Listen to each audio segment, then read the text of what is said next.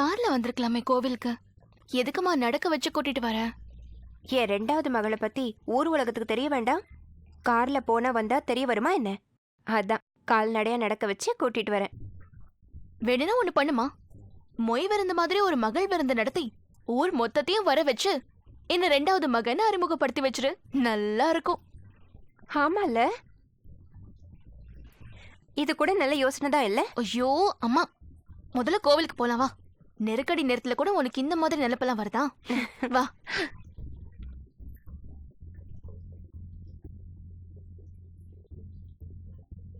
யாரு? அண்ணக்கொடியா? ஆமா, அண்ணக்குடியே தான். நல்லா இருக்கியாம்மா? நான் ரொம்ப நல்லா இருக்கேம்மா. நீங்க எப்படி இருக்கீங்க? இருக்க. காடு வா வாங்குது, வீடு போங்குது. 6 வருஷமா இதே தான் சொல்லிட்டு இருக்கீங்க. அதுக்காக என்ன காட்டுக்கு போக சொல்றியா? ஐயோ, ஆமா, இது யாரு? புது பொண்ணா இருக்கு.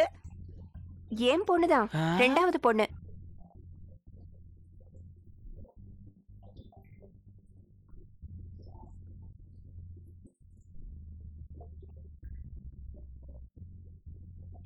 நீயும் உங்க அம்மா மாதிரியே அழகா இருக்க. ரசாத்தி. பத்திரமா போமா. நான் வரேன். போலாமா? வா. என்னம்மா அண்ணக்குடி, கோயிலுக்கா? ஆமாப்பா. இது யாரு? உனக்கு தெரிஞ்ச பொண்ணா? அது ஒரு பெரிய கதைப்பா. நியாயமா பார்த்தா இவதான் என்னோட ரெண்டாவது பொண்ணு.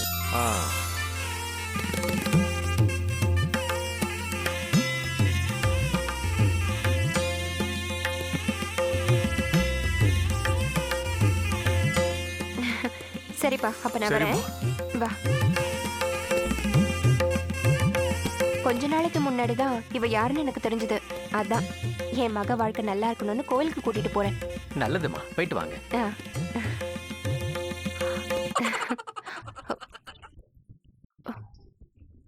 கோவிலுக்கு போலாமா? நடைய சாத்திடுவாங்க. போலாம் போலாம். என்னால ஏதாவது டைம் வேஸ்ட் ஆயிடுச்சா என்ன? இல்ல, வா போலாம்.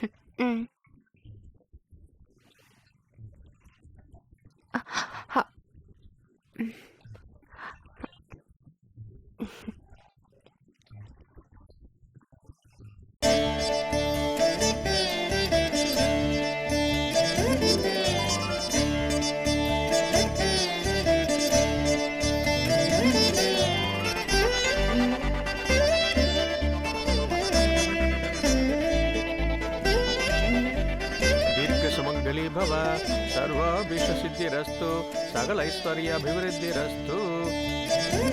வாம்போ. யார் பேருக்கு அர்ச்சனை? கவிதா, ரிஷபராசி. கவிதா நாமதேயஸ்ய ரிஷபராஸ்யாம் ஜாதஸ்ய. நல்ல நீண்ட ஆயுளோட வாழணும்னு அர்ச்சனை கிருத்திகா நக்ஷத்ராணாம் சக குடும்பானாம் க்ஷேமஸ் தைரிய வீரிய வித்யவள ஆயுள் ஆரோக்கிய. கௌரி அக்கா பேர்ல அர்ச்சனை பண்ணுங்கம்மா. அக்கா மனசு மாறினா எல்லாருக்கும் நல்லது இல்ல. மனசை மாத்துறதை விட இப்போ உன் விதியை மாத்துறது தான் முக்கியம்.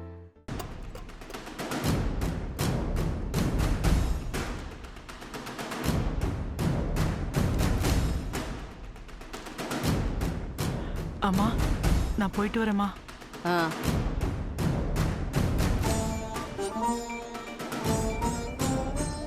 நான் வரட்டுமாமா? வரட்டுமாமா? அதான் போன்னு சொல்றல. திரும்ப திரும்ப போறேன்னு இங்கே நின்னுட்டு இருந்தா நீ கேட்டா 2000 எடுத்து கொடுத்துருவனா? இல்லைன்னா இல்ல, இருக்குன்னா இருக்கு. அதான் என்னோட கேரக்டர். இங்க பாரு, நான் உனக்கு அட்வான்ஸ் கொடுக்கறதா இல்ல. நீ நடைய கட்டு. அந்த மாத்திரை இல்லைன்னா ரொம்ப கஷ்டமா. டாக்டர் ஒரு நாள் கூட அந்த மாத்திரை சாப்பிடாம இருக்க கூடாதுன்னு சொல்லிருக்காருமா. ஐயோ, அது உன் பிரச்சனை. அதே ஏன் தலைமையில ஏத்துற? புறப்படு. பரிதாபமா பார்த்தா என் மனசு கரையாது. அம்மா, உங்க கால்ல வேணாலும் விழறேன். ஒரு 1000 ரூபாய் கொடுங்க, நான் பாதி மாத்திரையாவது வாங்கிக்கிறேம்மா. என்ன நீ இல்ல தரமாட்டேன்னா உனக்கு புரியாதா? நீ முதல்ல கிளம்பு. ஒத்த பைசா கூட நீ என்கிட்ட இருந்து வாங்க முடியாது. இஷ்டம் இருந்தா வேலை செய்யு, இல்லைன்னா நாளை இருந்து வேலைக்கு வராத. இப்ப நீ போறியா இல்லையா? என்னை எரிச்சலாக்காத, அப்புறம் உனக்கு தான் நஷ்டம். பாவண்டி, 1000 ரூபாய் கொடுத்தா தேஞ்சா போயிடுவேன். குடுறி.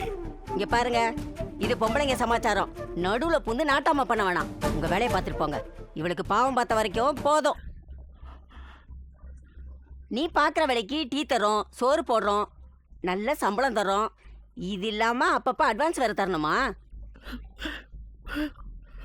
அம்மா தாயே, வெள்ளிக்கிழமை அதுமா இப்படி நடுவீட்டில் நின்று அழாத. நீ அழுது உன் வீட்டு தரித்திரத்தை என் வீட்டில் இறக்கி வச்சிடாத. அப்புறம் நான் 10 பாத்திரம் தேய்க்கிற வேலை தேடுற நிலைமை எனக்கு வந்துடும். வராதுமா, வராது. என் நிலைமை உங்களுக்கு வரவே வராது. நீங்க நல்லா இருப்பீங்க, நல்லா இருப்பீங்க. நல்லா இருப்பீங்கன்னு அவன் மனசார சொல்ல, வயிற்றுச்சல சொல்லிட்டு போறா. உனக்கு எப்போதான் நல்ல புத்தி வரப்போகுதோ. இருங்க நான் பணம் எடுத்துட்டு வந்து தரேன். போற வழியில என் தம்பி கிட்ட கொடுத்துருங்க. அவனே ஒரு குடிகாரன்.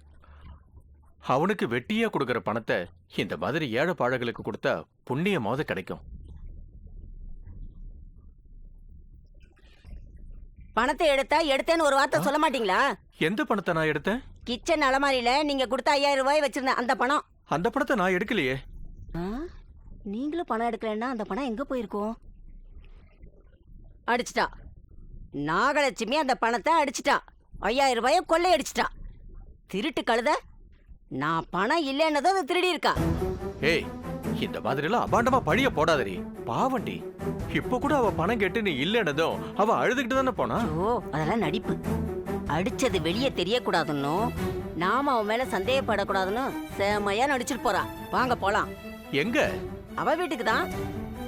என் பணத்தை திருடினவள பல பேர் பாக்குற மாதிரி அசிங்கப்படுத்துறாதான் என் மனசு ஆறும். இங்க பாரு, அவசரப்படாத. ஒரு தடவைக்கு பல தடவை தேடி பாரு. அவ மேல தப்பா திருட்டுப்பட்ட கட்டிட போற. அதெல்லாம் நல்லா தேடி பார்த்தாச்சு, பணத்தை காணோம். அவதான் திருடி இருக்கா. நீங்க வரலன்னா விடுங்க, நான் ஒருத்தியே போதும். அந்த நாகலட்சுமி முடிய பிடிச்சி இழுத்து தெருவுல போட போறேன்.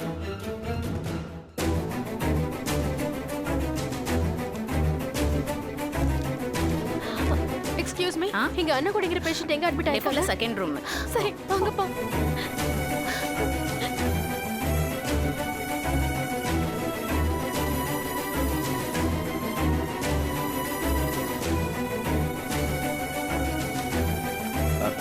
எக்ஸ்கியூஸ் மீ, சொல்லுங்க சார். உங்களை எங்க அட்மிட் பண்ணிருக்காங்க? லெஃப்ட்ல செகண்ட் ரூம். அங்கயா? Thank you. ஓகே.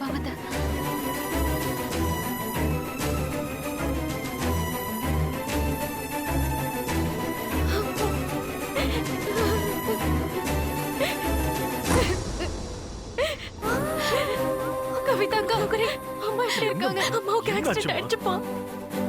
வாங்க. யாருமே தெரியல. டாக்டர் என்ன சொன்னாங்க? நாங்க வந்துட்டு இருக்கும்போது திடீர்னு அக்கா அழாத கவிதா, அம்மாவுக்கு ஒன்றும் இல்லைல்ல? உள்ள ட்ரீட்மெண்ட் நடக்குதுக்கா. சரி, டாக்டர் என்ன சொன்னாங்க? கேட்டதுக்கு திரும்ப திரும்ப இப்போதைக்கு ஏதோ சொல்ல முடியாதுன்னு சொல்லிக்கிட்டே இருக்காங்க. எனக்கு ரொம்ப பயமா இருக்குக்கா. அக்கா அழாதீங்கக்கா, அம்மாவுக்கு ஒன்றும் ஆகாது. எல்லாம் பர்ஃபெக்டா நடந்துட்டு இருக்கு.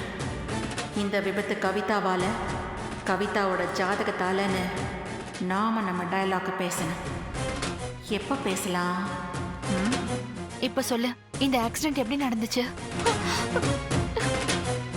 சொல்லு கவிதா, எப்படி நடந்துச்சு?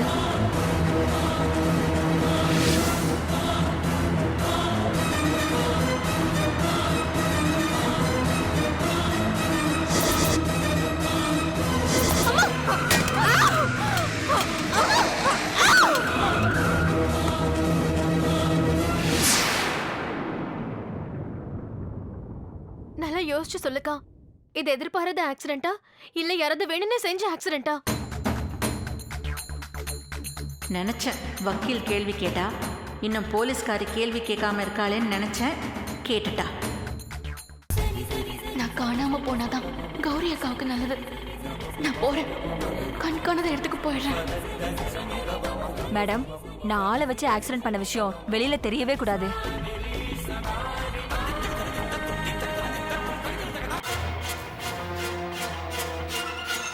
அந்த கௌரிக்கு தெரிஞ்சது என்னை தூக்கிட்டு போய் தோலை உரிச்சிடுவா.